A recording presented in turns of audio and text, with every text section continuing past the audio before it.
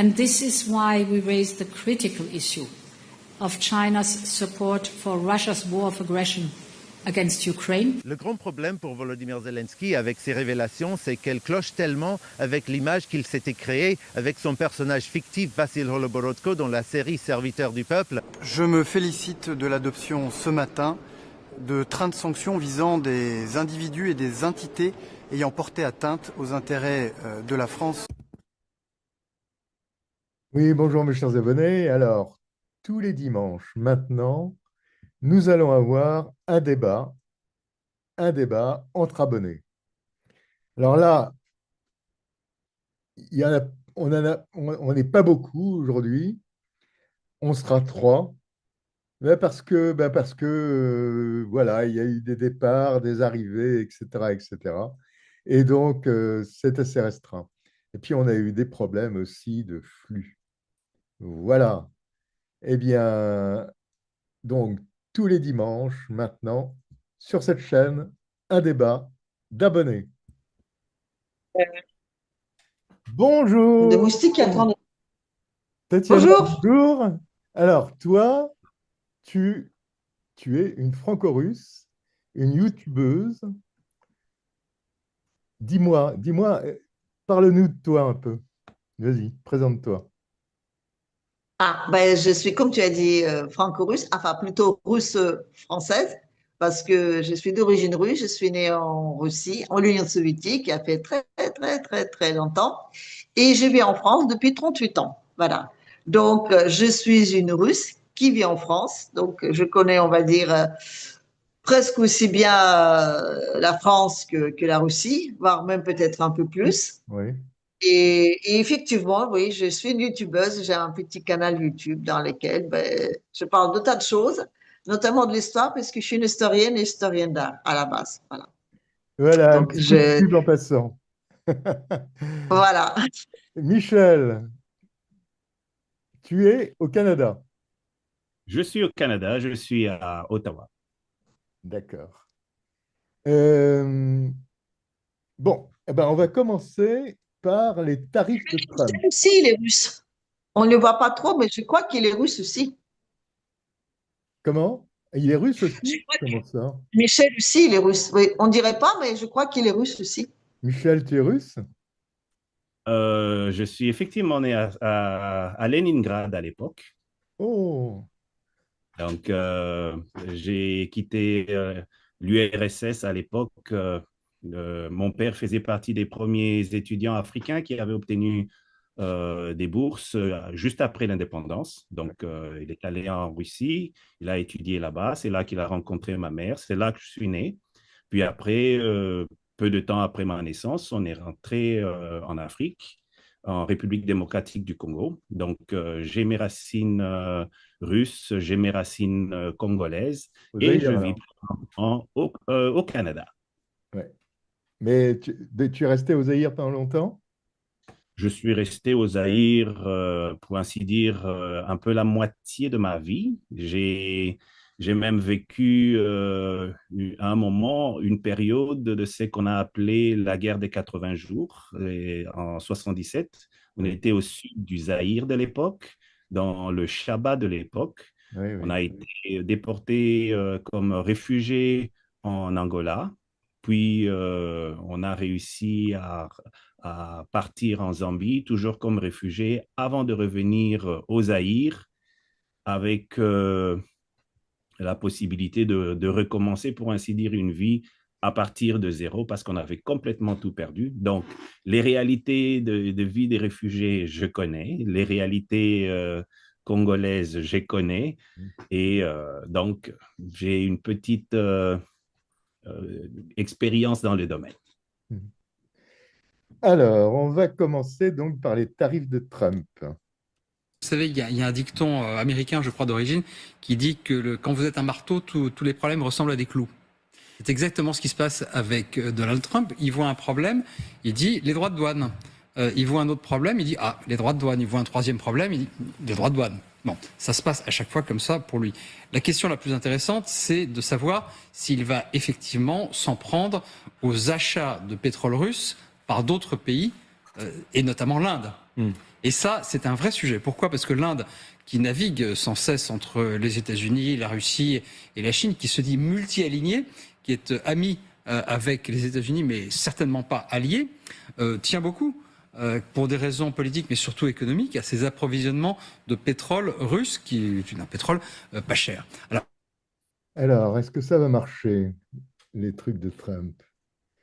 Est-ce que tu as déjà attendu sa nouvelle réflexion, justement, qui était, je crois, en réponse de M. Medvedev, qu'il a traité de tous les noms en disant que c'est scandaleux, vraiment, hein, vous êtes en train de nous menacer, vous dépassez les lignes rouges. Attends, Trump qui dépasse même pas des lignes rouges, je dirais les lignes Bordeaux, d'un seul coup en train de dire non, mais attendez, là, pour qui vous vous prenez-vous? Bref, elle a quand même, dans la même série, expliqué que donc l'économie de l'Inde, comme l'économie de la Russie, ce sont de toutes petites économies de rien du tout qui sont en train de s'écrouler, que de toute façon ils sont nuls et que de toute façon les échanges économiques qu'ils ont tant avec l'un que l'autre, que ça ne veut rien dire et que de toute façon ils sont tous nuls et on a que laisser les choses telles qu'elles sont. Enfin, c'est la dernière phrase qu'il faut se rappeler. On va laisser les choses telles qu'elles sont. Donc, je pense que je t'ai répondu à ta question. Ça n'a va strictement rien changé parce que les États-Unis, aujourd'hui, ne fait peur que à ses alliés, pas aux autres. Mais pour l'Inde, c'est quand même important, ça, cette histoire. Parce que Non, pour l'Inde, je te dis encore une fois, ça n'a rien changé et Trump a déjà dit qu'il allait laisser les tarifs et les choses telles qu'ils étaient avant. Point.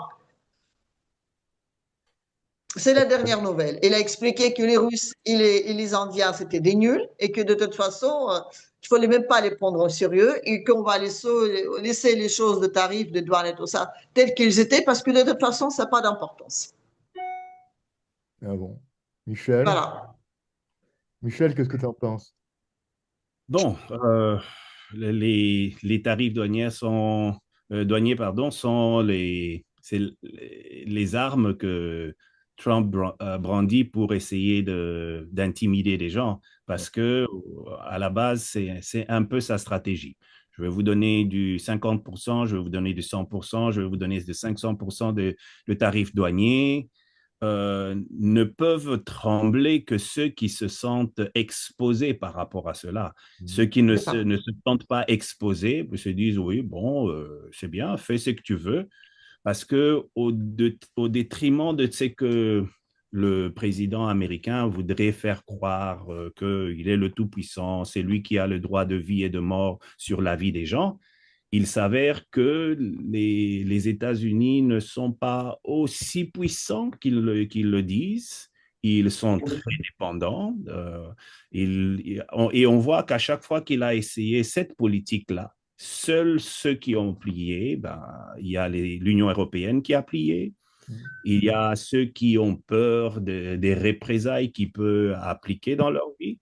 Mais ceux qui disent, OK, vas-y, tu pourras nous toucher quelque part, mais tu ne resteras pas indemne, font qu'il change ses positions. On a vu sa politique avec les Chinois, il les avait menacés pour ensuite rétro-pédaler. On a vu sa politique de menace avec la Russie présentement, où lui-même n'est pas convaincu que ça va donner quelque chose. Donc, c'est juste de l'intimidation. Il joue sur l'intimidation et ceux qui se sentent vulnérables, ce sont ceux qui plient. Alors moi j'ai lu tout à l'heure là quelque chose de McGregor, c'est un colonel américain Mhm.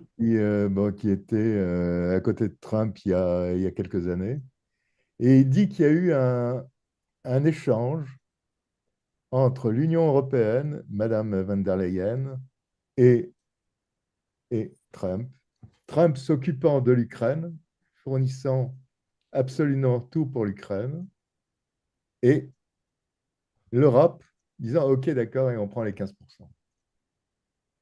Qu'est-ce que tu en penses, toi? Aujourd'hui, il gagne beaucoup d'argent avec la Russie.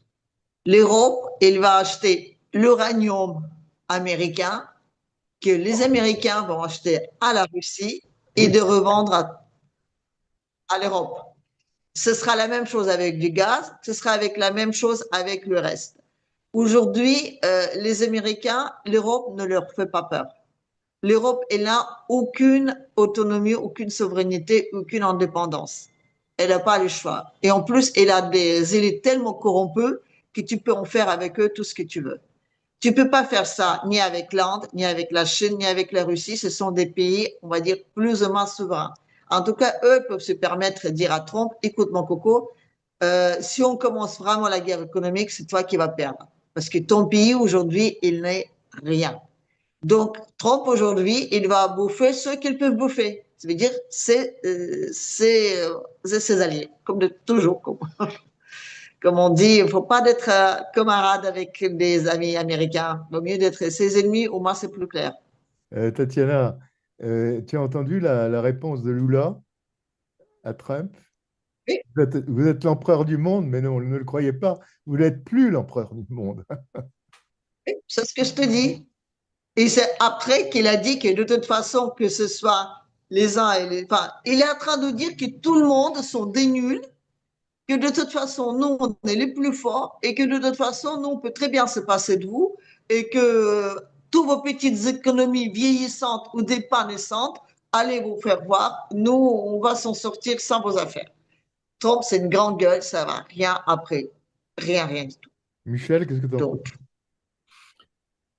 Il y a une chose qui me semble un peu paradoxale au niveau de l'Union européenne, c'est ce qualificatif d'union. Ça serait vraiment de l'Union européenne si tout le monde avait le même objectif. Oui, Malheureusement, chacun joue pour sa propre cour. Par exemple, les derniers accords qui ont été signés avec les États-Unis défavorisent plusieurs pays et favorisent d'autres. On voit que quelque part, ça a beau être qualifié d'Union européenne, mais moi, je commence de plus en plus à appeler cela la désunion européenne parce que déjà à l'interne, tout le monde ne regarde pas dans la même direction et dans ce cas-là, ce serait plus facile. Divide et impera est cette vieille devise qui dit diviser pour mieux régner. Et c'est ce qui est en train de se passer avec l'Union européenne. Et tant que cette tendance sera là, je me pose la question sur la viabilité de l'Union européenne. Le président des États-Unis pourra alors jouer comme il veut, dicter les règles comme il veut, parce que tout le monde ne joue pas le même jeu dans l'Union européenne. Et les actions de Mme von der Leyen ne vont pas dans l'intérêt de toute l'Union européenne. C'est ça le problème.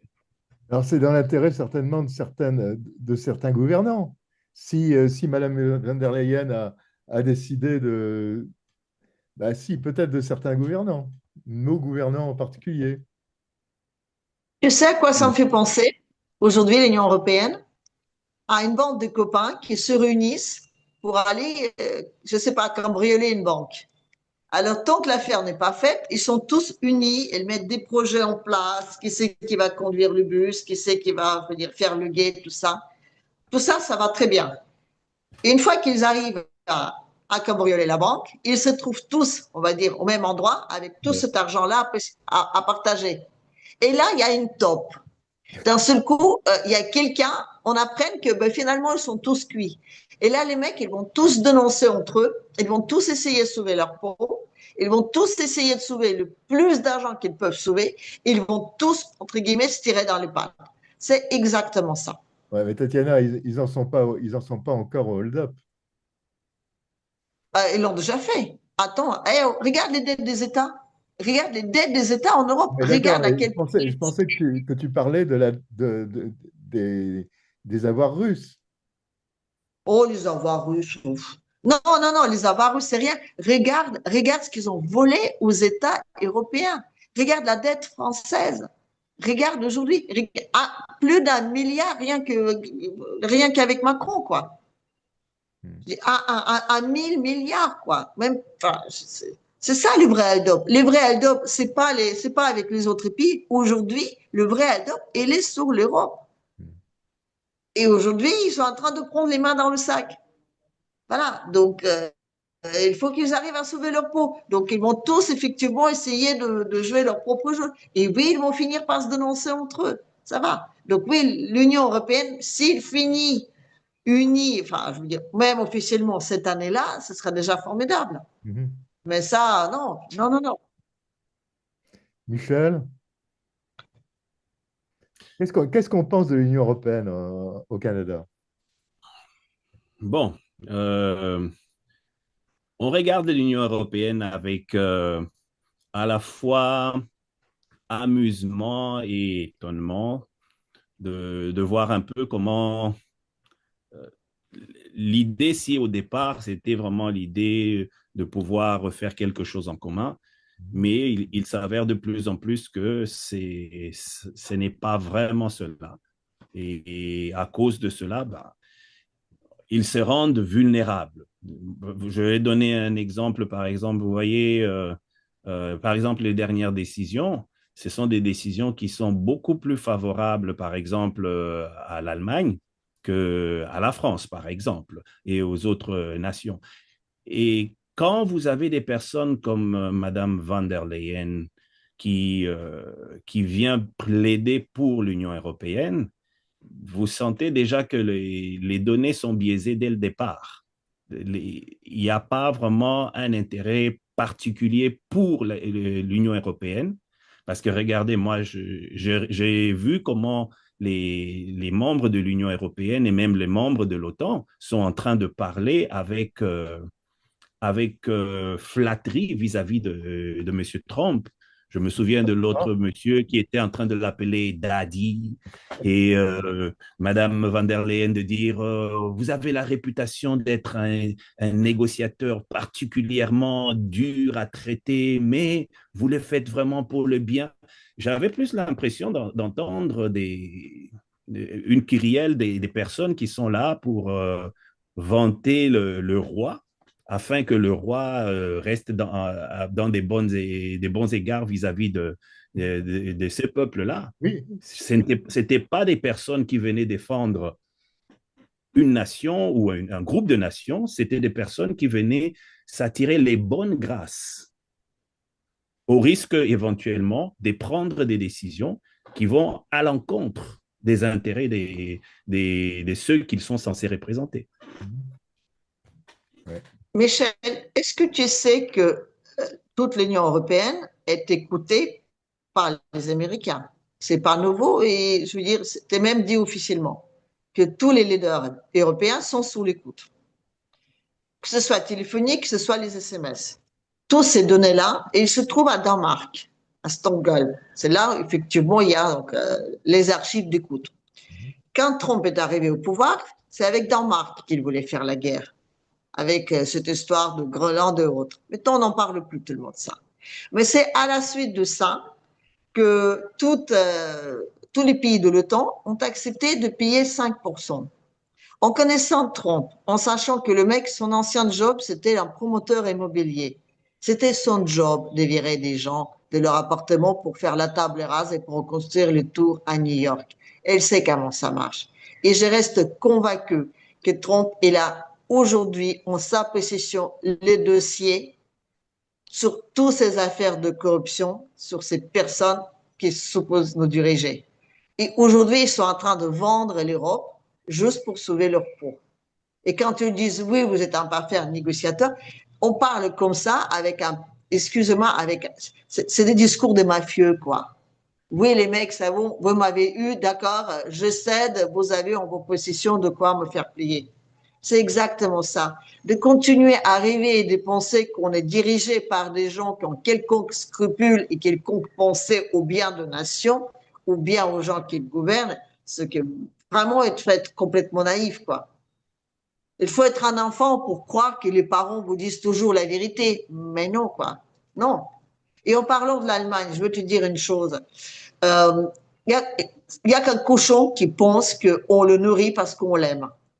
Si aujourd'hui, il y a des pays en Europe à qui on est en train de donner quelconque financement, c'est juste pour les préparer encore une fois pour être la prochaine, on va dire, le prochain pays qui va aller se sacrifier en Russie. Aujourd'hui, pour que l'Europe s'en sorte, il faut que la Russie cède. Ils n'ont plus rien. Ils n'ont plus aucun ressource. Ils n'ont plus aucun d'autre moyen pour devenir, je dirais même pas je veux dire, une communauté qui sera au premier lieu, non, juste pour s'en sortir. Ils ont besoin de prendre la Russie. Donc l'Allemagne aujourd'hui, c'est ça. On l'engraisse comme un cochon. Et c'est vraiment pas par amour. Donc il faut vraiment relativiser toutes ces choses-là. C'est beaucoup plus simple que ce qu'on pense. En tout cas, ils ont besoin évidemment d'essayer de conforter leur discours en disant, bon, vous voyez, en 2022, on leur a dit, ça va être fini, la Russie va être finie, et ils ont besoin de ça aussi. Ils ont besoin Bien sûr. regarder. Et là, là, malheureusement pour eux, bon, Chassoyard est pris. Ouais. Voilà. Cher Sophia a repris, alors qu'on continue toujours de dire dans les informations ukrainiennes que c'est faux, que c'est de la propagande russe, en expliquant ça haut et fort. Et il faut savoir que dès que Pakrovsk est pris, le front explose. Donc c'est vraiment la fin de la guerre. Et en parlant aussi de qu'est-ce que les Russes, par exemple, pensent de l'Union européenne, je dirais que c'est à peu près la même chose qu'au Canada. Les Russes regardent ça avec un certain amusement et un certain affolement pour dire, mais enfin, comment est-ce possible que les gens peuvent autant se nuire soi-même, mais en même temps, le Canada, elle est loin. Nous, l'Europe qui est en train d'essayer de s'armer en criant haut et fort qu'il faut absolument faire la guerre aux Russes parce qu'ils sont méchants, avec tout ce qui s'ensuit, c'est vrai qu'on le regarde aussi avec une certaine inquiétude. Tatiana, Dans ce sens-là, si l'Europe et la Russie se confrontent, oh, excusez-moi, si l'Europe et la Russie se confrontent, la Russie il pourra s'en sortir, l'Europe elle sera morte, mais la Russie elle sera quand même profondément touchée. Donc, ce sera vraiment bien si on peut arranger ça d'une façon pacifique. et Tatiana, le Canada donne beaucoup à l'Ukraine, n'est-ce pas? Oui, mais ils sont loin. Non? Ils sont loin. Pas tant que ça. Il y aura jamais une confrontation entre les pays. Voilà. Il y a quand même un océan qui nous sépare. Il y a déjà l'Europe, et puis après, il y a l'océan. Tandis que l'Europe, elle, est au premier plan. Et une fois que l'Ukraine sera finie, ce sera quoi? Ce sera que l'Europe, elle signe le papier pour dire, ça y est, on a perdu, on en reste là? Non, c'est pas possible. L'Ukraine, peut-être, la guerre, ça a arrêté là-bas, mais on a encore la Transnistrie, on a encore les républiques baltes, on a encore Azerbaïdjan, il y a encore beaucoup de moyens. Et sinon, on a toujours cette vieille petite Allemagne qui sera tout à fait capable d'aller refaire la guerre aux Russes et au moins détruire l'Europe pour qu'on a de quoi faire redémarrer les systèmes. Michel, qu'est-ce que tu en C'est penses? très cynique, mais c'est comme ça. Michel, l'aide du Canada n'a pas été une grande aide à l'Ukraine? Il y a de l'aide, mais si vous regardez la proportion de l'aide canadienne par rapport à celle de l'Union européenne ou bien des États-Unis, elle est de l'ordre purement symbolique. Et fait partie d'un groupe en commun, donc on va apporter une certaine contribution à cela, mais ce n'est pas une aide aussi importante que, par exemple, l'Union européenne. Moi, je suis toujours estomaqué quand je suis les informations en France où on va obliger maintenant les retraités à contribuer pour réduire la dette, etc. Mais on trouve facilement, vous voyez le président Macron passer, nous allons donner des milliards à l'Ukraine, nous allons donner 8 milliards à l'Ukraine, nous allons donner... À un moment, on s'est dit, mais s'ils ont ces 8 milliards pour donner à l'Ukraine, comment ils n'arrivent pas à régler leurs propres problèmes à l'interne? Michel, Donc, en plus de l'argent qu'on donne à l'Union européenne pour qu'il le donne à l'Ukraine. oui, absolument. Il y a deux canaux. Hein. Absolument. Il y a la participation directe de la France, il y a la participation indirecte via l'Union européenne.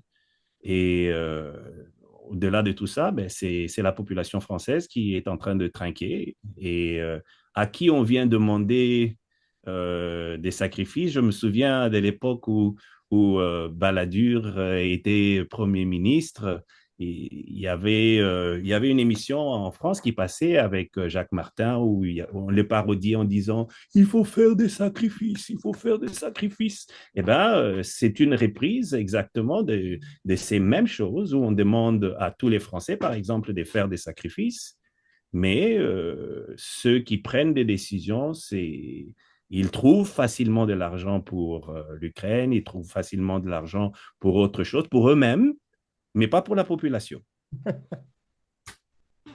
Alors, moi, j'ai été, Tatiana, vous allez voir, je vais vous montrer une interview de Lavrov qui m'a un peu, vous allez voir ça. Alors, Lavrov.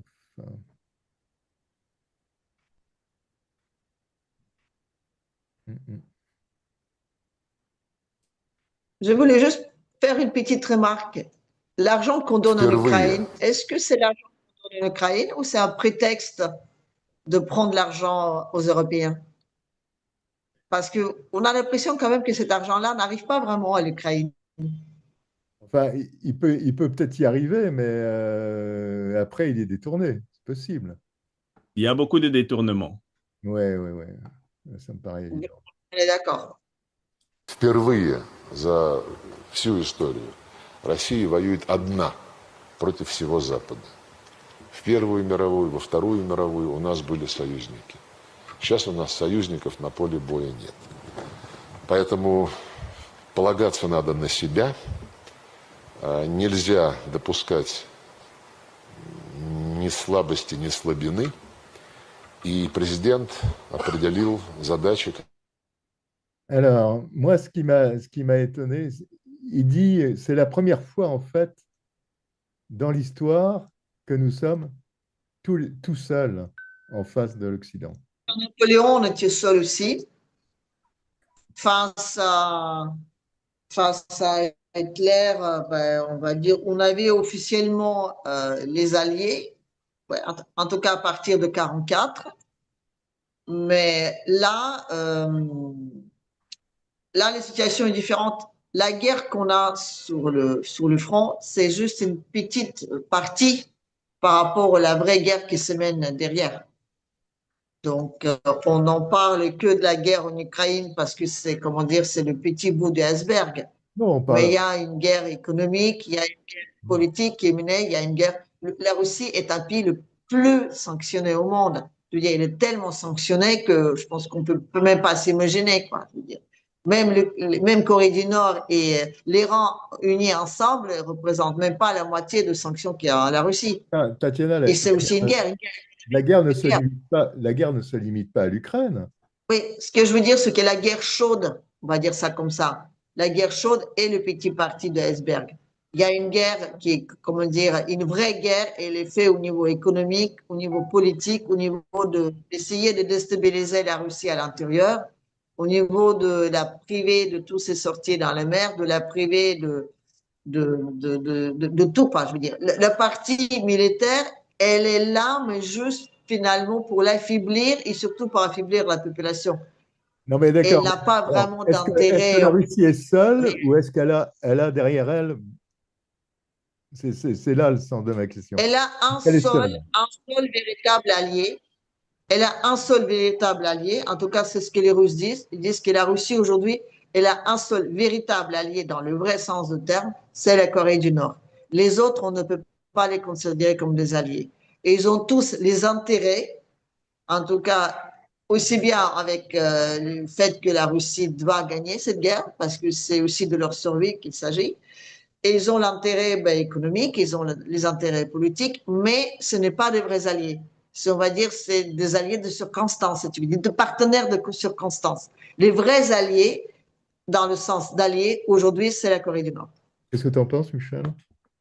Je ne serais pas aussi catégorique. Je serais plutôt dans la tendance de croire plutôt c'est que le général de Gaulle disait qu'il n'y a pas d'amis, il n'y a que des intérêts. Que la Corée du Nord soit des véritables alliés, je pense qu'ils ont leurs intérêts. Une fois que leurs intérêts changeront, ils vont changer aussi des fusils d'épaule. Et c'est le jeu, c'est comme ça que ça se passe, c'est comme ça que ça s'établit. Il est vrai que présentement, par rapport aux événements passés, M. Lavrov a raison. La Russie se retrouve maintenant en face de ceux qui étaient hier ses partenaires, ses alliés, Première Guerre mondiale, Deuxième Guerre mondiale, etc. Et là, maintenant, ce sont ces personnes-là qui se retrouvent en face pour les combattre. Et bon, ils se sont fait des nouveaux alliés. On voit, en dépit des sanctions, etc., ben, ils ont trouvé d'autres personnes avec qui ils partagent des intérêts. La Chine, l'Iran, la Corée, l'Inde, les BRICS pour le domaine économique, etc. Donc, moi, je trouve que d'ailleurs, cette histoire de l'Ukraine et autres a été quelque chose de bénéfique parce que ça a permis, par exemple, à la Russie de sortir d'une période de dépendance pour développer une forme d'autonomie. Et ça devrait donner des leçons à bien des nations pour ne pas toujours être tributaire des autres. C'est vrai qu'on a besoin de l'aide des uns et des autres, mais si on a la possibilité, et la situation de la Russie a montré qu'il y a possibilité quand il y a la volonté, quand il y a les contraintes, il y a la possibilité de pouvoir s'affranchir quelque part. Par exemple, le blé, la Russie était dépendait de blé qui venait de l'étranger. Aujourd'hui, c'est la Russie qui exporte son blé et il y a beaucoup d'autres choses semblables. Donc, pour revenir à la question initiale, oui, M. Lavrov a raison. Aujourd'hui, la Russie fait face à l'Occident. Et derrière l'Occident, il y a le maître marionnettiste qui est en train de diriger toutes les marionnettes qui sont là et qui donnent l'impression d'être menaçants, etc., mais qui prennent leurs ordres du maître marionnettiste. Et si le maître marionnettiste dit « c'est fini », ben, les marionnettes vont se taire. Oui, je voulais juste faire deux remarques. Quand je parle des alliés, c'est côté, on va dire, officiel. Je veux dire, les accords qui ont été passés entre la Russie et la Corée du Nord, c'est les accords qui ressemblent à ce qu'on peut appeler les vrais alliés. Donc, ça veut dire une entraide totale. Ceux qui étaient passés avec la Chine, avec l'Iran, avec l'Inde, avec d'autres pays, il n'y a pas ce véritable, comme on dit, lien d'entraide totale. En tout cas, on s'agit d'une guerre. Et deuxième chose, en parlant de mariétisme, tu as tout à fait raison. Aujourd'hui, Poutine, il ne combat pas l'Occident, il ne combat pas l'Europe, il ne combat pas, on va dire, les États-Unis ou quelconque d'autres pays. Aujourd'hui, Poutine, il combat effectivement les gens qui sont derrière tout ça. C'est ceux qui dirigent les marionnettes. Et de son point de vue, effectivement, il se confronte à des véritables maîtres, on va dire, de notre monde, de cette espèce d'élite financière cachée qui finalement dirige dans l'ombre tous nos pays. Et oui, de ce point de vue, en tout cas, c'est un dirigeant réellement souverain, en tout cas pour ses propres décisions. Il n'y a personne derrière lui. Lui, il décide peut-être bien, il décide peut-être mal, mais c'est lui qui décide. Tandis que même Trump, aujourd'hui, ben, on ne peut pas dire que c'est le seul qui décide. On ne peut pas dire qu'il n'y a personne derrière lui. Donc, il joue les intérêts. Les partis au conflit ne font pas l'objet de sanctions du Conseil de sécurité de l'ONU. La Chine entretient des relations commerciales normales avec la Russie et l'Ukraine. Ce faisant, elle ne viole pas le droit international ni ne manque à ses obligations internationales. Les droits et intérêts légitimes de la Chine ne doivent pas être bafoués. En fait, jusqu'à présent, les États-Unis ont maintenu leurs relations commerciales avec la Russie. Si les États-Unis le font eux-mêmes, pourquoi ne permettent-ils pas aux autres d'en faire autant ? Ouais, la Chine. Qu'est-ce que tu en penses, toi, Michel, de la Chine? La Chine, c'est vraiment le grand boogeyman des Américains. C'est vraiment l'épouvantail des Américains. Ils sentent la montée de la Chine et ils voient leur position primaire être directement menacée et ils vont toujours essayer de faire tout ce qu'il faut pour neutraliser la Chine. La Russie, c'est juste par les circonstances, mais les vrais ennemis des États-Unis, c'est la Chine.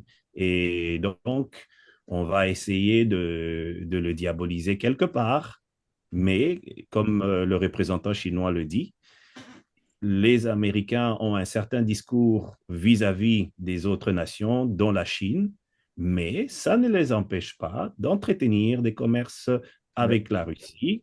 Et c'est d'ailleurs pour ça qu'ils ne sont pas aussi entreprenants que l'Union européenne pour les sanctions. Parce qu'ils ont tout à y perdre s'ils se lançaient dans les sanctions. Donc, ils traînent les pieds à juste titre. Mais Tatiana, la Chine n'est pas un vrai allié de la Russie. Écoute, je vais revenir sur ce qu'il vient de dire le représentant chinois à l'ONU, en tout cas sur le contenu de ses paroles. Il dit que les sanctions que l'Occident impose aujourd'hui à la Russie sont illégaux. C'est vrai. Les seules sanctions que finalement on peut imposer à un pays doivent être votées au Conseil de sécurité. En tout cas, elles doivent être votées à l'ONU. Jamais ça a été fait. Et de ce côté-là, la Chine, elle respecte les droits internationaux.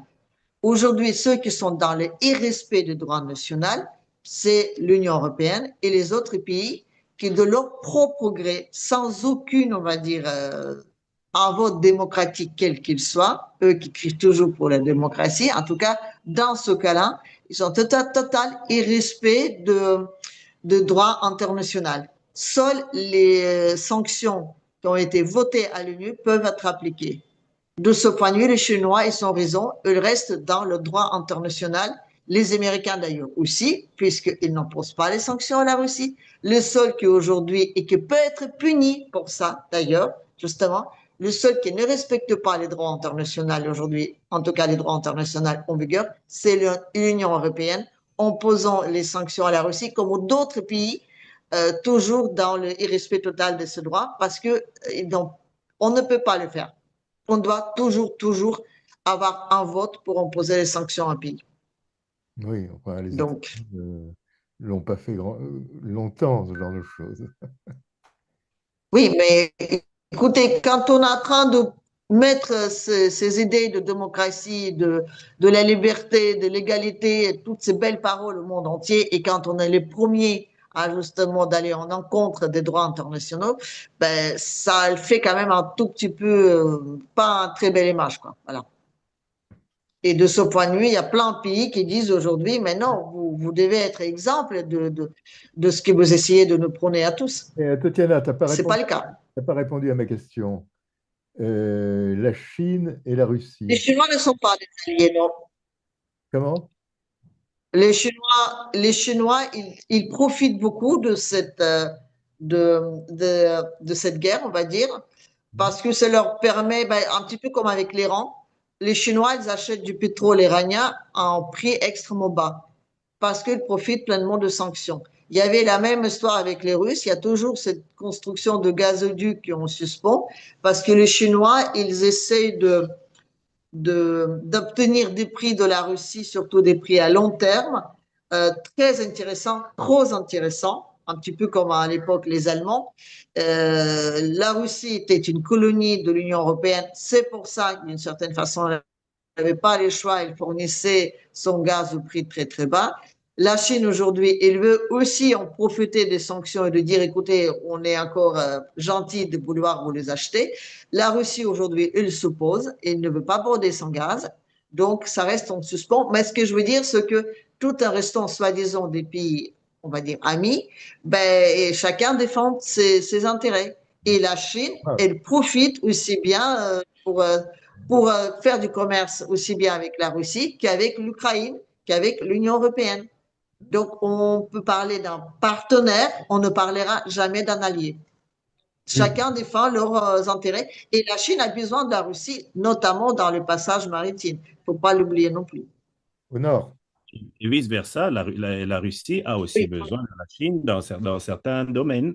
Le soutien de la Chine lui donne une certaine position. Je pense ici le terme allié tel qu'il faut le comprendre, ce sont les personnes et c'est ce que ça veut dire, ce sont des personnes qui décident de se mettre ensemble pour atteindre un certain objectif. Et dans le cas La présent, Chine et la Russie ne sont pas ensemble. C'est pour ça que j'insiste bien. Ce sont des partenaires et ils ne se sont pas mis ensemble. La Chine, elle n'aide pas la Russie, mais elle ne l'empêche pas. Elle reste à l'extérieur. Par exemple, et souvent j'entends ça des politologues russes, de dire que s'il y a effectivement une guerre quelconque entre les États-Unis et la Chine, la Russie, elle n'est pas engagée, en tout cas par l'échange d'alliés, pour justement intervenir plus que ça. Elle dit oui, on va les aider, tout comme eux nous aident. S'ils ont besoin d'un certain matériel qu'on pourra leur livrer ou leur vendre, mais sans plus, il n'y aura pas vraiment un réel aide. On restera à l'extérieur. On ne va pas intervenir ni d'un côté ni de l'autre. La Chine aujourd'hui, elle n'aide pas la Russie. Elle fait du commerce avec la Russie au même titre qu'avec les autres. Elle gagne ce qu'elle a à gagner, mais ce n'est pas un allié, c'est un partenaire. Je fais bien la différence. La Corée du Nord, ça c'est un allié. La Chine, c'est un partenaire commercial qui a juste ses propres intérêts à défendre. Tatiana, il ne faut pas oublier qu'il y a eu des conflits quand même énormes entre la Russie et la Chine, il n'y a pas très longtemps. Oui, bien sûr. Oui, mais ce que je veux dire encore une fois, ce sont des partenaires. Ils ont des relations cordiaux. Peut-être que M. Poutine et Xi, ils ont donc, on peut parler d'une vraie amitié, mais la Chine, c'est pas juste, on va dire, leur président. En Chine, il y a aussi énormément d'oligarques, il y a énormément de milliardaires, et la Chine, elle n'est pas coréenne pour la Russie. Là. Donc, ce qu'on nous explique en Occident en disant que vraiment c'est les deux ensemble, et genre la Russie c'est une petite sœur, non, non, non, non. C'est beaucoup plus compliqué qu'on Oui, pense. évidemment. À l'évidence, regarde d'ailleurs les conflits entre le Vietnam et le Cambodge. Il y avait les Soviétiques d'un côté et les Chinois de l'autre. Et ils se tapaient dessus. Bien sûr. Au Canada, la Chine vend beaucoup? honnêtement, je ne sais pas. Je ne sais pas Il y avait beaucoup. jusqu'à quel point l'économie chinoise est vraiment présente et participante dans l'économie canadienne. Je sais qu'il y a des relations et je sais que même il y a eu des situations où nous, on s'est brouillé avec la Chine parce qu'on voulait faire plaisir aux Américains. Oui, Il y avait, je crois, la directrice de la compagnie Huawei, je crois, oui, qui oui. était, qui était au Canada. Et parce que les Américains ont voulu la retenir, ils ont demandé aux Canadiens. Les Canadiens l'ont retenue. Les Canadiens ont eu des problèmes avec la Chine, pendant que les États-Unis faisaient des commerces avec la Chine. Ça, c'était Donc, pendant Trump 1. Trump 1, exactement. Donc, c'est là où, à un moment, on finit par se dire que ce n'est vraiment pas nécessairement quelque chose qui est avantageux d'être dépendant aussi dépendant des États-Unis. Parce que il y a des fois où ça s'est retourné contre nous pendant que nos voisins du Sud commerçaient tranquillement avec les Chinois. Mais quelle est la part de l'économie chinoise aujourd'hui dans l'économie canadienne? Ça, je n'ai malheureusement pas ces informations. Donc, je ne voudrais pas me risquer d'avancer des choses que je ne maîtrise pas. Et alors, la route du Nord, Tatiana, la route arctique, Alors, voilà, bah, il y a des petits changements dans l'air. Bon, première chose, je ferai une petite remarque par rapport à Michel. Il ne faut jamais dépendre des États-Unis. Ça, c'est une axiome. Voilà. Deuxième chose. Alors, par rapport aux Chine, la Chine aujourd'hui, donc, elle a, on va dire, elle fait beaucoup de commerce avec les États-Unis, mais aussi énormément avec l'Europe. La route du Nord, d'accord, mais aussi la route donc, de l'Est de l'Ouest, elle était intéressante pour les Chinois parce que ça leur permettait de contrôler le marché européen. Aujourd'hui, en mettant à mal l'Europe, les États-Unis, on va dire, ils vont rompre ces intérêts commerciaux. les Européens seront plus pauvres, ils n'auront plus de moyens d'acheter des choses fabriquées en Chine, on va dire, à fort potentiel, on va dire, de prix. Ils vont acheter des choses beaucoup moins chères. Donc, du coup, la Chine, elle va se retrouver dans une situation où elle aura beaucoup plus de mal à, on va dire, à liquider sa marchandise. Et du coup, pour les marchés américains, pour elle, sera beaucoup plus important. La Chine, aujourd'hui, se présente dans cette situation-là, où d'un côté, elle sait très bien que si la Russie perd cette guerre avec l'Occident, on n'en fera d'elle qu'un seul boucher. Mais si la Russie gagne, l'Europe en perdra et eux, ils perdront un énorme potentiel de marché. Aujourd'hui, ni pays arabes, ni pays asiatiques, ni surtout encore, on va dire, les pays africains ne sont pas suffisamment développés pour acheter cette marchandise chère. Donc, la Chine, c'est pour ça aussi qu'elle joue ce rôle extrêmement ambigu. Pour elle, finalement, cette guerre qui continue sans habitants parce que ça empêche le commerce, l'Europe qui perd ses habitants parce que du coup, elle dépend des États-Unis, elle va connaître une crise économique très forte s'il n'arrive pas justement à vendre cette marchandise chère.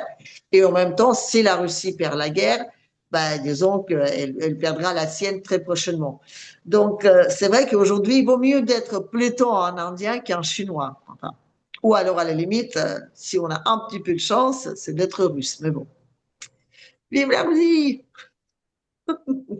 Alors, Je crois qu'on est alors, au 18e paquet de sanctions contre la Russie. À un moment, on se demande ce qui va rester. Qu'est-ce qu'on va pouvoir faire de plus? Alors, il y a toujours la question de saisir les biens russes, mais ça, personne ne le veut, non pas à cause de la Russie, mais à cause de, par exemple, des pays du Golfe. Les pays du Golfe n'ont pas du tout envie de voir les pays occidentaux commencer à saisir des biens qui ne leur appartiennent pas. qu'est-ce que tu en penses, J'ai Tatiana? la réponse à la question. J'ai la réponse. Que va faire Trump si Poutine n'obéit pas? Ah, Trump, il va se mettre contre un mur et il va se taper la tête pendant 3 heures. Et après, il va ressortir et il va dire, bon, bah, finalement, je trouvais que M. Poutine, c'était un homme charmant et du coup, j'ai changé d'avis. On va faire comme si je n'avais rien dit. ah non, mais Voilà. là, il a toujours dit que M. Poutine était charmant. Oui. Mais là, cette fois-ci, il est encore plus Charmant. charmant que d'habitude. Voilà. Et comme il est tellement charmant, du coup, je me suis dit, bon, bah, écoutez, il est tellement charmant que je me suis dit, les pauvres Russes qui vont tellement mal aujourd'hui, c'est comme l'Iran. Ah oui, il vient de subir une guerre tellement affreuse, c'est tellement tout détruit chez eux qu'on va arrêter les histoires de sanctions avec les pauvres Russes aussi. Ils sont en train de tout perdre, ils sont écrasés, leur économie est plat. Monsieur Poutine, bon, mais il est charmant, certes, mais il ne peut rien faire d'autre. Donc, du coup, on s'est dit, comme on est très humain, ben, on va les laisser vivre tranquillement. En revanche, les Européens, comme c'est des grands alliés, eux, ils vont crever. Voilà. Parce qu'ils ne peuvent rien faire d'autre. Michel. Enfin, tout ça après qu'il a mis bien un glaçon sous le front pour arrondir la bosse qu'il aura après qu'il s'est tapé la tête contre le mur. Ça va de ça. Je n'ai pas bien saisi la question. Elle était. Michel, au niveau des sanctions contre la Russie, tu crois que Oui. les sanctions vont pouvoir être faites? La question qui était posée, que ferait Trump si Poutine n'obéit pas? Oui. Bon. Trump va probablement, encore une fois, donner une apparence parce que comme président de la première nation du monde, il ne faudrait pas qu'il perde la face. Il va se donner un discours qui va aller dans ce sens-là. Mais lui-même, il est conscient. Il le dit, je vais prendre des sanctions contre la Russie, ça pourrait marcher ou ça pourrait ne pas marcher, etc. Lui-même n'y croit pas trop. Oui, oui. Mais je pense qu'au-delà de ça, il y a des choses que nous les communs de mortels, ne connaissons pas nécessairement parce que il y a des entretiens qui se font entre le président russe et le président américain. Ils se disent des choses, il y a des choses qui sont planifiées, qui sont arrangées. Il y a donc une différence entre ce qui se dit en public et ce qui se fait effectivement en coulisses. et qui va finalement être mise en place. Donc, chacun va essayer de présenter une certaine image pour ne pas perdre la face, mais au final, c'est qu'ils se seront convenus dans le secret, c'est ce qui va être mis en place. Est-ce qu'ils Cette année, il y a deux ils choses ont le qui même se sont ennemi, passées. Diana? Ils ont le même Philippe, ennemi. il y a deux choses qui se sont passées extrêmement importantes, desquelles on ne parle pas, mais qui sont vraiment, on va dire, révolutionnaires. La dernière en date, c'est la formidable, merveilleuse, géniale loi que M. Trump a promulguée aux États-Unis. Le monopole de la Réserve fédérale est caduque. C'est suffisamment. Là, à la limite, c'est quelque chose qui vaut à la création de pétrodollars. Là, la passerelle qui vient de créer entre le dollar officiel tel qu'on le connaît et les crypto-monnaies, c'est exactement ça. Le monopole de dollar est fini. Et la Russie a promulgué cette loi, je suis sûr aussi, avec plein de petits arrangements, limite chantage. Mais c'est pas ça qui est important. C'est que là, cette loi est promulguée. Il faut qu'il donne un peu un coup d'échange pour parler d'autre chose que cette loi. Je te rappelle, ils ont même sorti les extraterrestres. Voilà. Donc ça, c'est suffisamment énorme. Donc oui, il va faire suffisamment de bouquins pour que cette petite chose passe inaperçue. Et le deuxième point qui est important, c'est que la première rendez-vous que les Russes et les Américains ont eu, c'était pas à Istanbul, c'était en Arabie Saoudite. Et la personne qui a dirigé l'équipe russe, c'était la personne qui s'occupe de fonds d'investissement russes, Monsieur Dmitriev. Et je pense que c'est là, les deux, ils se sont mis d'accord, les trois, on va dire, l'Arabie Saoudite est compris, là, justement, les pétrodollars nés, pour dire que le dollar, en tant qu'une monnaie de réserve, ne doit plus exister. Et je suis sûr que l'Arabie Saoudite a accordé le fait que oui, dès que cette passerelle est faite, finalement, ben, on va vendre le dollar, enfin, on va vendre le pétrole avec les monnaies numériques. Donc, ce sont deux choses finalement qui vont changer la face du monde. Et c'est vraiment là-dessus que toute la réelle discussion se fasse. Tout ce qui se passe aujourd'hui en Istanbul, c'est vraiment de la pantalonnade. C'est juste pour mettre des jolis petits rideaux sur les vraies choses qui se passent derrière. Tatiana, Trump et Poutine ont le même ennemi. Bien sûr. Donc, peut-être que je te dis encore une fois, les États-Unis, bien sûr qu'ils vont rester hégémons, mais ils savent très bien qu'aujourd'hui, ils n'ont pas les moyens. Donc, peut-être que plus tard, ils vont essayer de faire tout ce qu'ils peuvent. Peut-être que c'est très arrangeant pour eux de balancer l'Europe contre la Russie pour au moins l'affaiblir, pour que la Russie au moins n'a pas le numéro 1 dans le monde. Au moins, il y a une petite place qui reste aux États-Unis. Mais ils sont conscients que d'être hégémon aujourd'hui, ce n'est plus possible. Donc, oui, aujourd'hui, Trump, il est obligé de compter avec Poutine. Mais bon, encore une fois, Poutine, lui, il s'est mis dans cette guerre-là, dans le monde, dans le changement du monde. Poutine, il s'est mis égal à égal avec ceux qui le dirigent. Trump, pas. Donc, c'est là-dessus aussi que finalement les décisions seront prises un jour prochain. Alors, moi, j'ai pas de vidéo de ça, mais j'ai vu une dépêche de presse. Il y a eu une église au Congo qui a été détruite par des islamistes. Tu es au courant de ça? Oui. C'est la tendance musulmane islamiste qui est en train qui vient de l'Ouganda et qui est en train d'attaquer. Et ce n'est pas la première fois qu'ils attaquent des églises au Congo. Ce n'est pas la première fois qu'ils font des dégâts au Congo. Le gouvernement congolais et le gouvernement ougandais se sont associés pour les combattre, mais bon, ça ne se passe pas aussi bien que ça parce que d'un autre côté, le gouvernement ougandais a un double agenda au-delà de ce qu'on est en train de voir, parce que bon, là, pour le moment, on est en train de parler du M23, du Rwanda, etc. Mais de l'autre côté, l'Ouganda n'est pas aussi neutre que ça.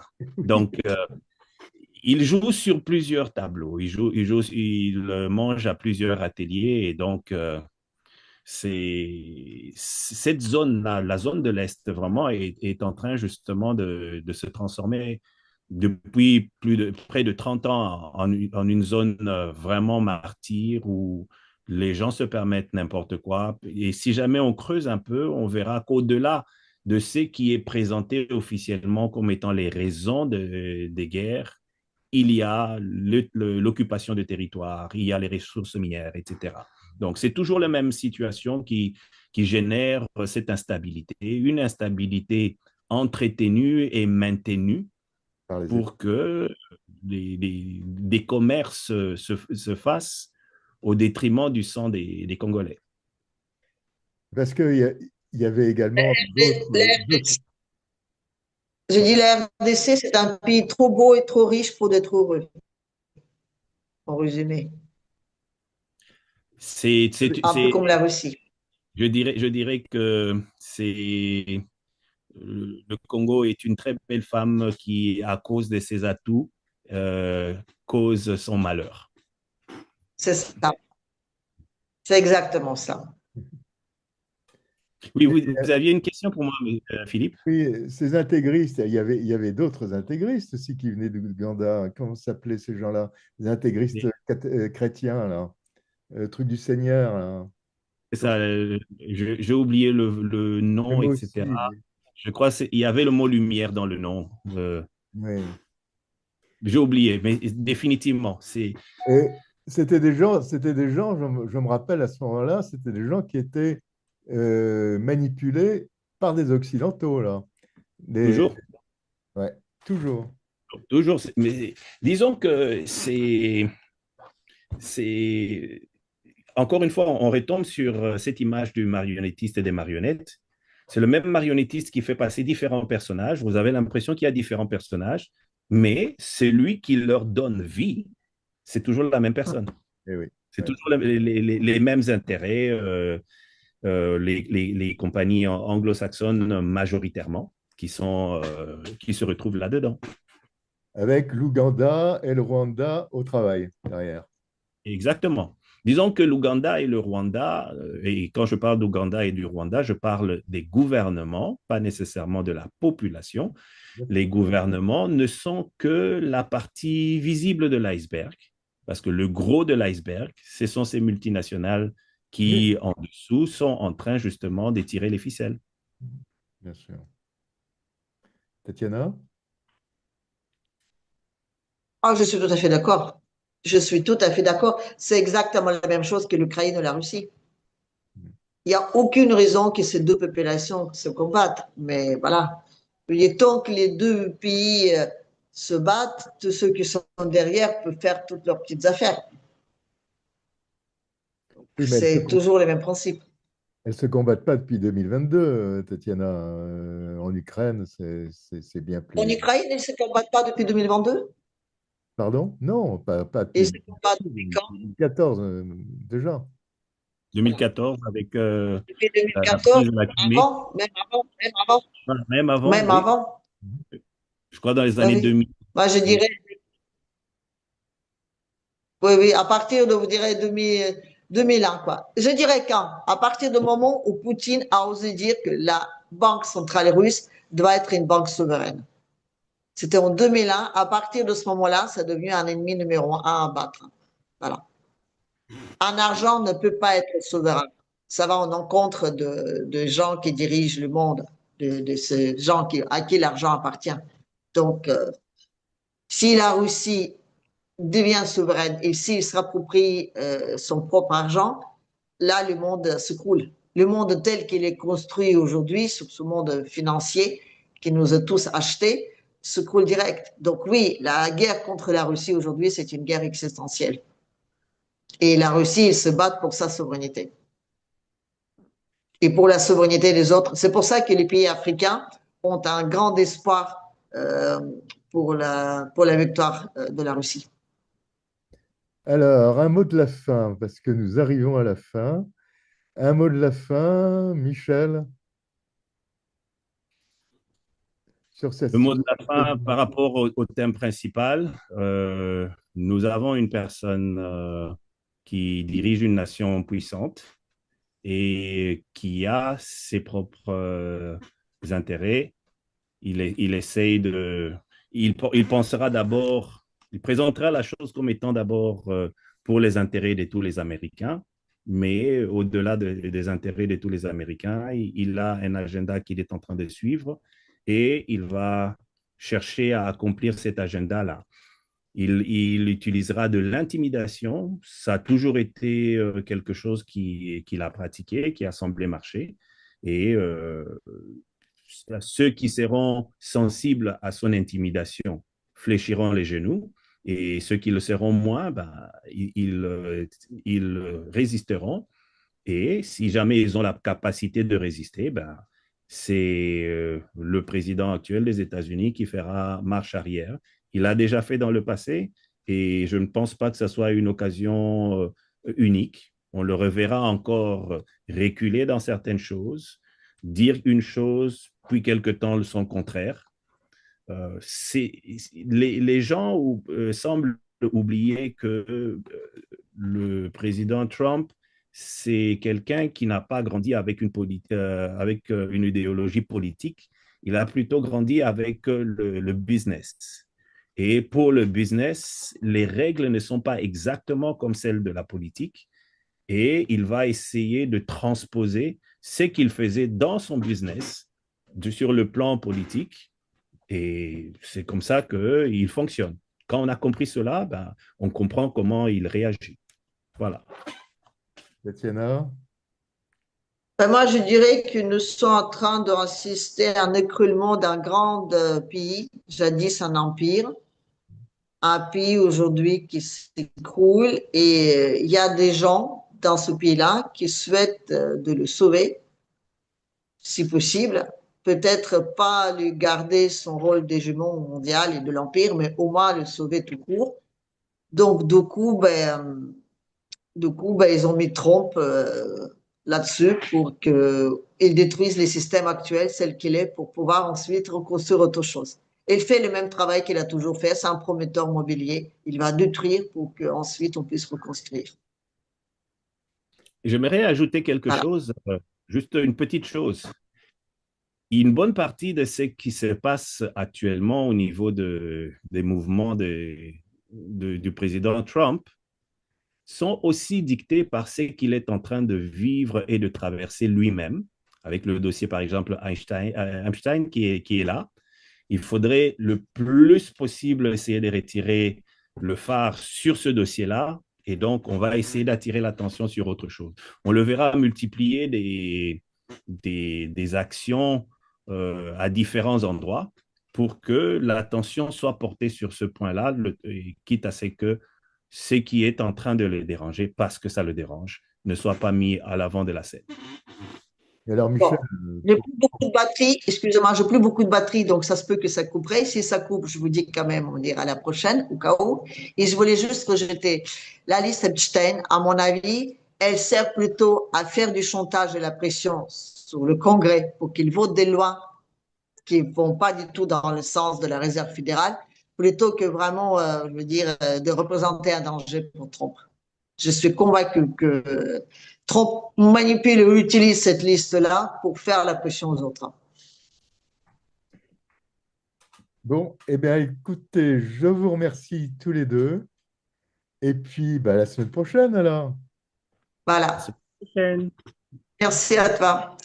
And this is why we raised the critical issue of China's support for Russia's war of aggression against Ukraine. Le grand problème pour Volodymyr Zelensky avec ces révélations, c'est qu'elles clochent tellement avec l'image qu'il s'était créée avec son personnage fictif Vassil Holoborodko dans la série Serviteur du peuple. Je me félicite de l'adoption ce matin de trains de sanctions visant des individus et des entités ayant porté atteinte aux intérêts de la France